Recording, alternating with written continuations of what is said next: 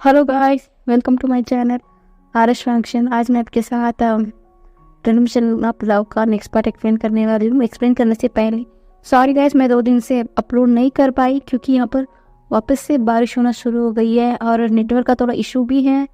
कब network cut जाता है पता ही नहीं चलता और ऊपर से इलेक्ट्रिसिटी भी ठीक से नहीं है, तो मैं छाकर भी कुछ नहीं कर पाई, माफ़ कर देना गाइस।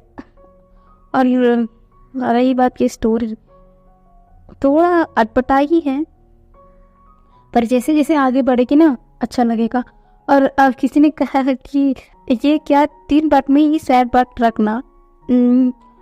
ये हाँ ऐसा हो सकता है पर सादा पार्ट क्या बोलते हैं सैड नहीं है गाइस, ठीक है ना। चलो अब कहानी की ओर पढ़ते हैं।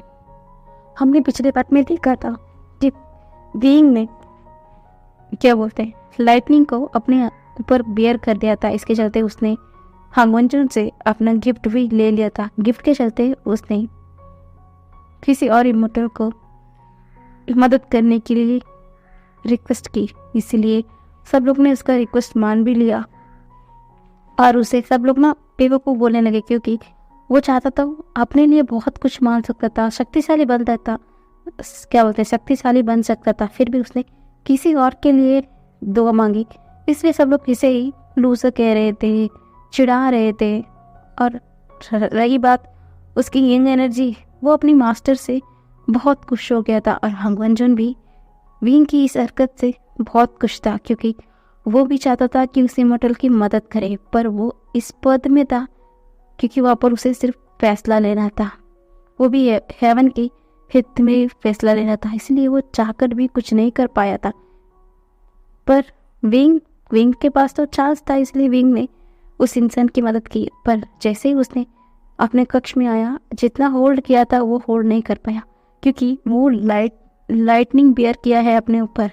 ये से ही सब लोग का हाथ पतला हो जाता है, पर विंग ने 10 बियर किया है तो होल्ड नहीं कर पाया और उसने धड़ाम से नीचे भी गिर गया। तब उसकी जो यंग एनर्जी ने अंदर आई, अपनी मास्टर को इस कंडीशन में देखा, वो थोड़ा चिंतित भी हो गया और ऊपर से अब उसका मास्टर क्या बोलते हैं कॉन्शियस में नहीं है और इसके चलते उसकी मन को वो पढ़ सकता है। जैसा उसकी मास्टर है बाहर से दिखते हैं, मन के अंदर भी वो वैसे ही है। वो जानना चाहता था, उस एनर्जी जानना चाहती थी, इसलिए अपने सोर्सेस को विंग के अंदर डाला और जिस देखा उसने उसे फ्रीज कर दिया। इसके चलते जो इंग एनर्जी है अनकंट्रोल हो गया। अब हम जानते हैं कि ऐसा उसने क्या देखा था, उस एनर्जी ने ऐसा क्या देखा था। अब हम थोड़ा ना विंग की क्या बोलते हैं विंग की पास्ट लाइफ जानते हैं, ठीक है, जो हम इंग एनर्जी की द्वारा नहीं जानते हैं कि इंग एनर्जी ने विंग की मन के जरिए क्या देखा था। विंग की पास्ट, विंग क्या बोलते हैं विंग अपने मदर फादर का इकलौता बेटा था। उनके मदर फादर भी क्या बोलते हैं एक कल्टिवेटर थे, फिर भी वो बहुत ही लो क्लास के कल्टिवेटर थे। पर उन लोग एक छोटे से ही गांव के लोग थे। वो लोग वहीं पर कुछ लोगों का मदद करते थे और वहीं पर रहते थे। और एक दिन ऐसा ही उनकी ज़िंदगी चल रहा था, पर अचानक एक दिन कुछ कल्टिवेटर की मदद करने के लिए वो लोग जंगलों में गए हुए थे। तभी कुछ अचानक क्या बोलते हैं कुछ वेयरवुल्व्स की क्या बोलते हैं कुछ क्या बोलते हैं एक मिस्टीरियस अटैक की वजह से उनकी मदर फादर का वहीं पर डेथ हो चुका था। और उस वक्त विंग यानी कि वेवुशन सिर्फ 4 साल का बच्चा था, उसे कुछ भी पता नहीं था, इसलिए वो डर गया था। वो घर में अकेला था, वो इधर उधर ढूंढते अपनी मदर फादर को ढूंढ रहा था क्योंकि उनकी मदर फादर गए हुए 3 दिन हो गए और वो बच्चा क्या कर सकता था, उसे कुछ भी नहीं आता था। वो घर से भटक गया था और ऊपर से उसे वापस घर आने का रास्ता भी नहीं पता था, इसलिए वो भटकते भटकते कहीं दूर चला गया था अपने मदर फादर को ढूंढते ढूंढते। और उस बच्चे ने क्या बोलते खाने के लिए बहुत ही स्ट्रगल किया था, कभी कभी किसी का जूता बहुत ही स्ट्रगल किया था, मैं इसे बोलना भी नहीं चाहती। पर ये स्टोरी लाइन ऐसा ही है तो हमें बताना ही पड़ेगा। तो कभी कभी किसी कुत्ते से भी उसे खाने के लिए लड़ना झगड़ना पड़ता था। वो कहीं रहने के लिए छत ढूंढता था। कितने दिन उसने बारिश में भी भीगा था, ठंड में कपकपाया। उसकी जिंदगी बद से बदतर थी। उस बच्चे ऐसे ही लगभग 2 साल अपनी जिंदगी बिताए। उसके बाद वहाँ पर एक और लेडी की नज़र जब इस बच्चे पर पड़ी, उस लेडी ने इस बच्चे को अपने साथ ले लिया, उसे अपने साथ ले जाने लगी कि वो लेडी अकेली थी, इसलिए उस लेडी ने उस बच्चे को अपने साथ ले लिया, उसे अच्छे से ध्यान रखा। और वो बच्चा भी इस 1 साल में कितना ज़्यादा स्ट्रगल किया, इसलिए उसे भी फैमिली की वैल्यू अच्छे से पता है। इसलिए उस बच्चे ने भी हमेशा उस ग्रैनी का ग्रेटिट्यूड शो किया। वो हमेशा उस ग्रैनी का हर काम में मदद करता था और ग्रैनी बहुत खुश थी उस बच्चे के साथ। वो बच्चा भी बहुत खुश था। और ऐसे जैसे जैसे धीरे धीरे दिन बीतने लगे और वो लेडी एक वैद्य भी थी, इसलिए उस लड़के ने वैद्य की कुछ कलाकारी सीखी। इसलिए एक दिन उस वैद्य ने एक कल्टीवेटर की मदद की। जब उस कल्टीवेटर ने उस औरत के पास एक बच्चे को देखा, तब वो कल्टीवेटर ने पूछा क्या ये आपकी ग्रैंडचाइल्ड है? तो वो औरत भी बिना हिचकिचाए बोली, हाँ मेरा ग्रैंडचाइल्ड है, इसके पास कोर है, पर मैं बहुत ही ओल्ड चुकी हूँ और मेरे पास उतना पैसा भी नहीं है कि मैं इसे कल्टीवेशन सिखा सकूँ, ऐसा बोल दिया था। तभी उस कल्टीवेटर ने उस बच्चे से पूछा क्या तुम कल्टीवेशन करना चाहते हो? तभी उस बच्चे ने भी कहा हाँ मैं कल्टीवेशन करना चाहता हूँ, मैं अपनी ग्रैंडमा की मदद करना चाहता हूँ, मैं बहुत बड़ा आदमी बनना चाहता हूँ, मैं बड़े होकर मैं अपनी ग्रैंडमा की मदद करूँगा, ऐसा बोला था। और उस बच्चे के बाद उस इंसान को बहुत छू गई, इसलिए उस इंसान ने बिना कुछ लिए उस बच्चे को कल्टीवेशन सिखाने लगा। और ऐसे ही दिन बीत रहा था। पर अचानक उस बच्चा जब 14 साल का था, उस ग्रैंडमा का डेथ हो चुका था और उस बच्चा एकदम अकेला हो चुका था। और उसके बाद उस मास्टर ने जिसने उसे सिखाया, उसने उसे अपने साथ ले लिया। और वो दोनों एक रॉ कल्टीवेटर थे, वो येरे गहरे सबकी मदद करते थे। विभूषण कभी कभी किसी से अगर किसी की मदद भी करता, उनसे कुछ नहीं लेता। जो अमीर लोग थे उनसे ही पैसा लेता था और उन पैसे से भी कभी उसके सामने जो उस कंडीशन में, जो बच्चे के कंडीशन में होता, जो बच्चे बिना भूखे भूखे रोड में पटक रहे थे, उन्हें दे देता था। वो कहीं बिना खाना पे ही रहता था। और ये चीज़ उसके मास्टर को पसंद नहीं आती थी। कभी कभी वो प्राउड भी महसूस करते थे कि हाँ ये बच्चा कितना अच्छा है। कभी कभी वो सैड भी होते ही थे कि वो बच्चा अपने बचपन में कितना स्ट्रगल किया है, इसलिए वो मास्टर उसे बहुत ही प्यार करते थे। वो महसूस करते थे कि वो बच्चा उनका शिष्य है, उनकी लाइफ ऐसे ही चल रही थी। पर एक एक हंट के दौरान उसके मास्टर की भी डेथ हो चुकी थी। अब विभूषण एकदम अकेला हो चुका था। उसे अब जीने का जरिया ही नहीं नजर आ रहा था। अब उसके साथ ही कोई भी नहीं था। ना उसकी ग्रैंडमा थी, ना उसके मास्टर थे, कोई नहीं था। इसलिए वो अपनी ज़िंदगी ऐसा ही जी रहा था। वो रास्ते में लोगों को मदद करता, उनसे ना कुछ लेता। अगर कोई भी कुछ दे देता वो सिर्फ ले लेता। ऐसे ही ज़िंदगी जी रही थी। तभी एक दिन सब लोग ना गॉड हंग अर्जुन की तारीफ करने लगे। पर ये हंग अर्जुन की नाम पता नहीं क्यों विंग को अपनी तरफ खींच रहा था। उनके बारे में सुनना, उनकी जय जयकार, उनकी वाहवाही, सब कुछ सुनकर बहुत ज़्यादा विंग अपने मन में उनके लिए एक आइडल बना चुका था। उन्हें एक बार देखना था। उसे किसी की बातों से पता चला कि हाँ, अगर कोई हाईली कल्टिवेटेड करके इमोर्टल बनता है वो हेवन में जा सकता है। और हमारी जो हंग अर्जुन है वो उन्हें कुछ काम देते हैं। ये बात सुनकर विभूषण को पता नहीं क्यों वो भी एक बार हंग अर्जुन को देखना चाहता था। इसलिए उसने दिन रात मेहनत की, बहुत ही हाईली कल्टिवेटिंग की। उसकी जान तक जाने की नौबत तक आ गई, फिर भी उसने अपनी कल्टीवेशन नहीं छोड़ा। इतनी कल्टीवेशन करने के बाद वो फाइनली एक इमॉर्टल बन चुका था। ये सब कुछ देखने के बाद जो इंग एनर्जी है वो आउट ऑफ कंट्रोल हो चुकी थी। उसके आंखों से क्या बोलते हैं आंसू, अगर वो एक इंसान होता वो उसके आंखों से आंसू आता। अपनी मास्टर कितनी बचपन से कितना स्ट्रगल किया है, यही सोचकर वो पूरा अनकंट्रोल हो गया था। और अब जो इंग एनर्जी है वो पूरी तरीके से अपनी मास्टर को अपना भी लिया था। इसलिए वो इतनी ज़्यादा लाइटनिंग को जो उसके मास्टर ने बियर किया है उतना ज़्यादा पेन में वो कैसा देख सकता था। इसलिए उसने अपनी आधा सोर्सेस को विंग के अंदर ही ट्रांसफ़र कर दिया था। उसने अपनी आधी पावर को विंग के अंदर डाल दिया था। तब सिर्फ आधा शक्ति थी जो बाहर थी। पता नहीं क्यों वेगुशन अपने अंदर इतना ज़्यादा एनर्जी फील कर रहा था, इसलिए वो अच्छे से गहरी नींद ले पाया था। और अब पता नहीं क्यों कुछ चीज़ें थी जो इंग एनर्जी को बहुत परेशान कर रही थी। वहाँ पर रह भी नहीं पा रहा था, इसलिए वो अपने जगह जो नॉर्थ साइड पर वो चला गया था।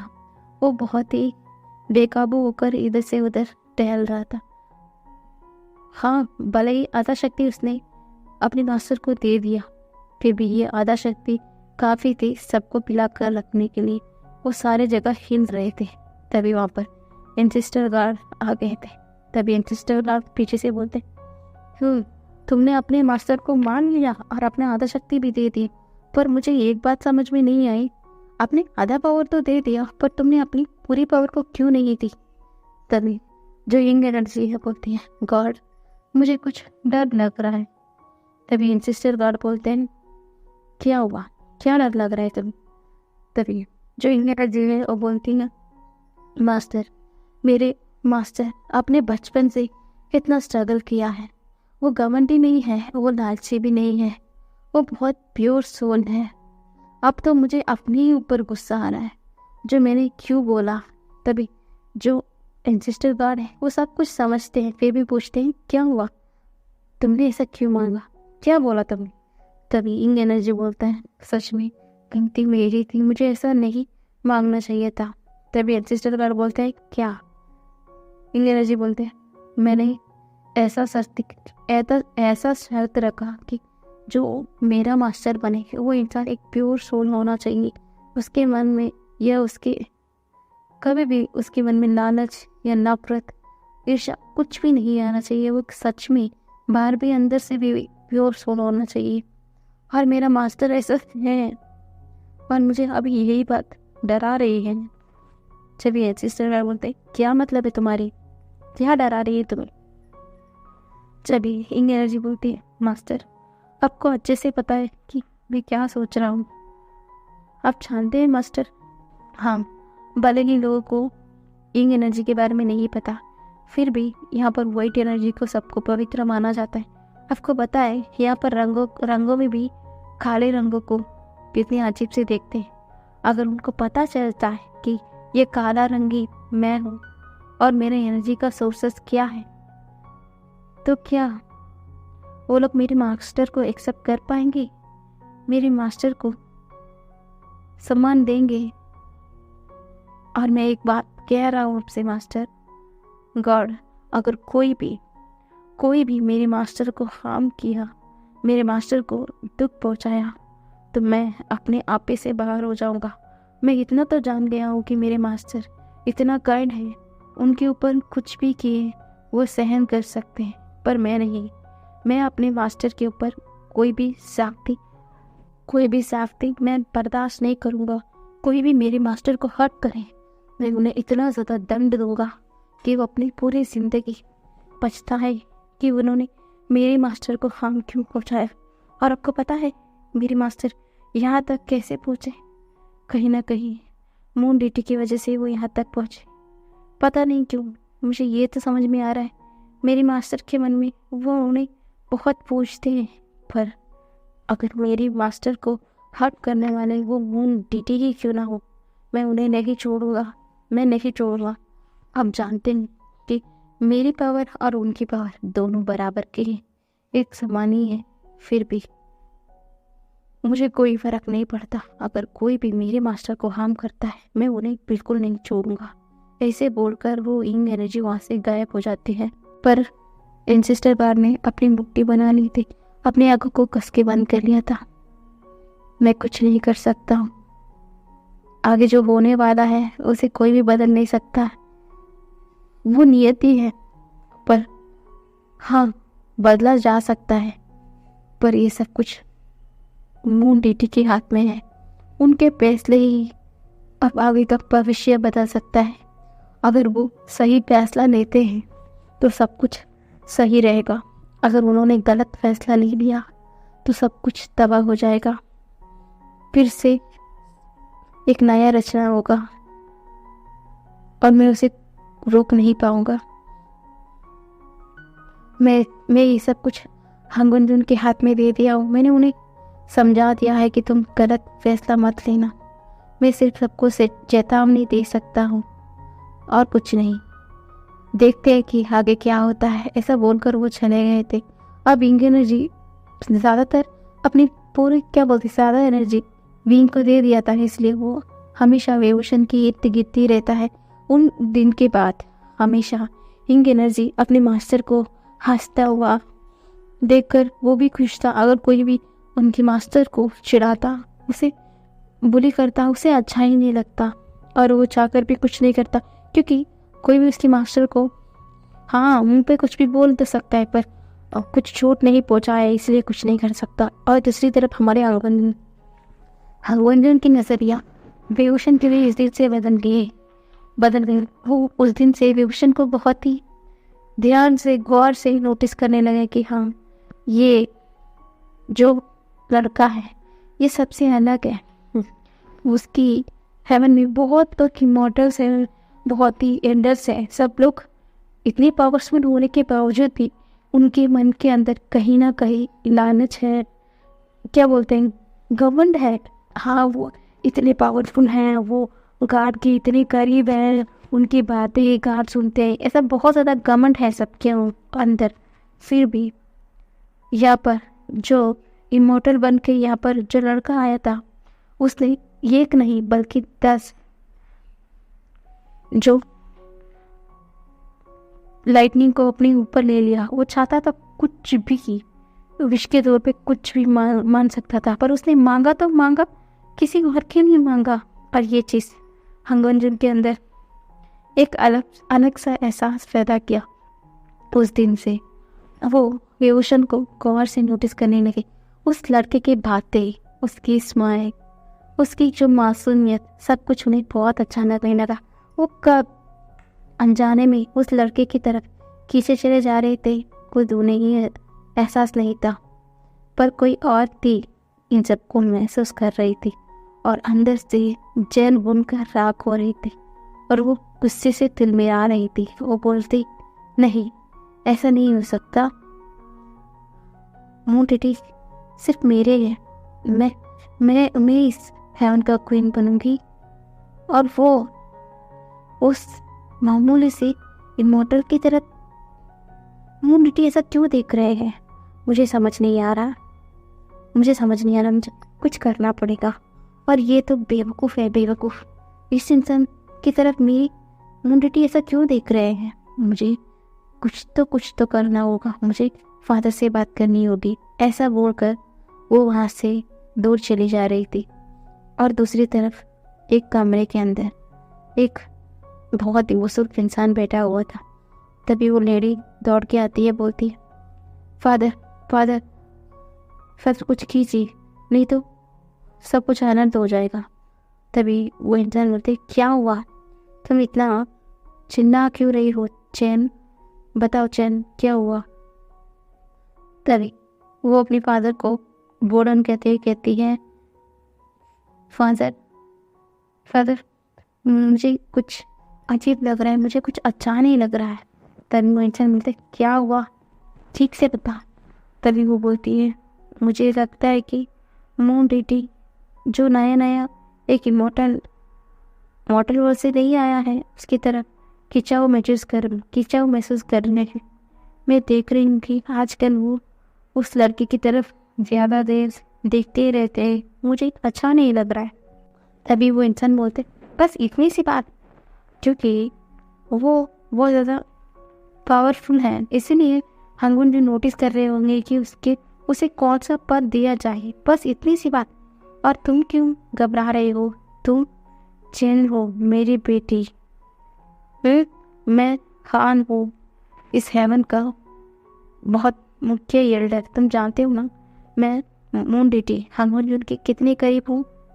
और हाँ, तुम मेरे इकलौते बेटे हो और तुम मून डेटी की वाइफ बनोगी, यहाँ की क्वीन बनोगी। और हाँ, मैंने पहले ही सारे एल्डर्स को बता दिया था कि हाँ हंगुन को भी किसी पार्टनर की ज़रूरत है, और सब लोग ने ये तय कर लिया कि हाँ वो तुम ही चुनेंगे, क्योंकि मैं नहीं चाहता कि तुम उन लोगों के सामने जैसे मुझसे गुस्से में बात करती हो ऐसा बात करो। तुम अपने इमेज को सबके सामने मेंटेन करोगी, समझ में आया ना? तभी चेंगना हंसते हुए बोलती ऐसा है फादर? हाँ हाँ ठीक है फादर, मैं फालतू में चिंता कर रही थी, मैं बिना बुद्धू हूँ। क्या आप सच में मेरे और हंगवंजुन की शादी करवाओगे? तभी वो उसके पास आते हैं और बोलते हैं मैं अपनी चेन की शादी हंगवंजुन के साथ ही करवाऊंगी, और यहाँ पर पूरे हेवन में मेरी बेटी चेन के बराबर कौन है?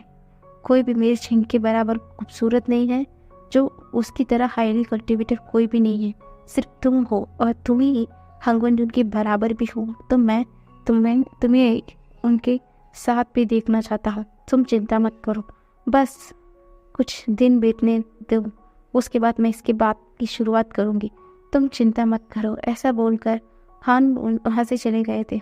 चेंगना पागलों की तरह हंस रही थी। वहाँ पर सिंहासन जो था वहाँ पर वो बैठ जाती है, बोलती है हाँ हाँ देखा, मैं सच में बेवकूफ़ हूँ, मैं किस बात के लिए यहाँ पर चिंता कर रही थी।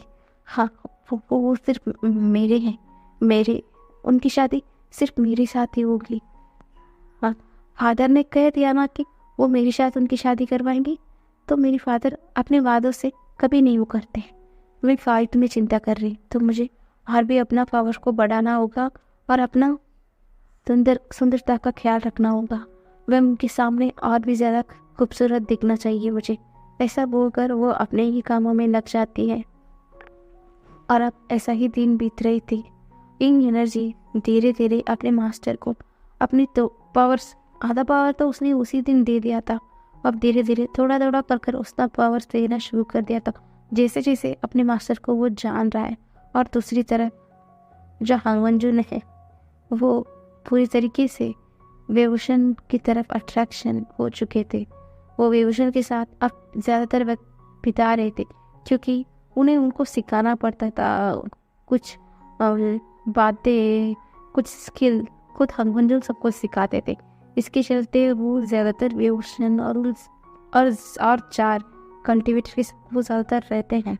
इसके चलते वो वेवोशन के बारे में और ज़्यादा जान पा रहे थे, और वेवोशन हमेशा उनके पास जैसे प्यार से देखता है। सब कुछ हंगवंजुन भी नोटिस कर रहे थे, और हंगवंजुन को ये बहुत अच्छा लग रहा था। हाँ, वो कितना प्यार से उन्हें देख रहा है। और वेवोशन इन दिनों अपने फीलिंग के लेकर वो श्योर हो गया था कि हाँ, वो अपने मास्टर को सिर्फ आइडल नहीं, उससे भी ज़्यादा मानने लगा है। जब भी वो हंगवंजुन के करीब जाता है, उसके हार्ट बीट हद से ज़्यादा तेज हो जाती है, वो अकलाने लगता है। वो कभी कभी इसे फ्रस्ट्रेशन भी हो जाता है कि उसके साथ ऐसा क्यों होता है, वो ऐसा कैसे कर सकता है हंगवंजुन के साथ, या उसके सामने जाते ही वो इतना ज़्यादा हड़बड़ा क्यों जाता है। इसके चलते वो कभी कभी अपने से ही गुस्सा हो जाता है। पर वो इन दिनों समझ भी गया था कि हाँ, वो हंगवंजुन को पसंद करने लगा है। ये बात वो अच्छे से समझ चुका है कि हाँ, हंगवंजुन को लेकर उसके मन में फीलिंग डेवलप होने लगी है। और दूसरी तरफ हंगवंजुन भी ये समझने लगे हैं कि हाँ, आज तक जिस फीलिंग से वो अनजान थे, इस लड़के के लिए उस फीलिंग जागृत होने लगी। और ये लड़के को पता नहीं कि वो हर वक्त अपना साथ चाहते हैं, ये बात उन्हें समझ में आने लगी। पर ही हेवन हेवन कैसे मानेगी। और यही बातों में वो गुम हो गए थे। आज का पार्ट यहीं पर ख़त्म होती है, कल देखते हैं क्या होता है।